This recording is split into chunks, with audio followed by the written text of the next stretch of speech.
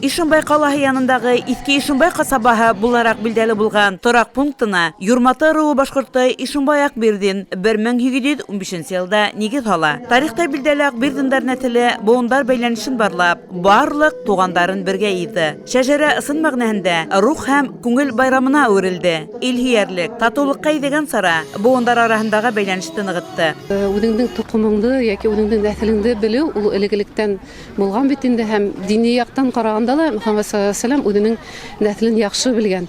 Һәм инде һәр үзенең шәҗәрәһен ул әйткән, без яхшы нәселдән дип әйткән хәдисләрдә бар. Шәҗәрә байрамын үткәрү өчен күп көч салган кешеләрнең береһе Фәтих Ишембаев. Акбердинда шәҗәрәһе агасының һәр бутагы, һәр япрагы үзе бер тарих бите. Ул тарих мәңгелек булырга тиеш ди ул. Бер белән танышып, телефоннарын алышып, алтан бер белән алып бетәле бер кешенән, бер төп кешенән сыккан кешеләр, дөресен әйткәндә, ибет.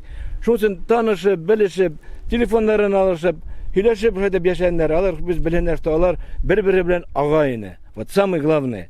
Моталар горта йөриләр дә күрешмәйсәләр даже. Амна хәр алар күргәннәр әйтәләр: "О, менә бу минең агайны" дип. Как вот приятно, шулай бит.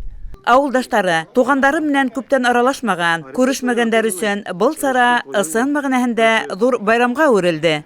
Мин үзем үстем Салатта, монда бәләкәй сакта һәр вакыт килә торган, балык тотып, кунак булып, шуңа монда шат дустарды күрергә, туганларды рәхмәт сакыру өчен бик әйбәт уйлайм.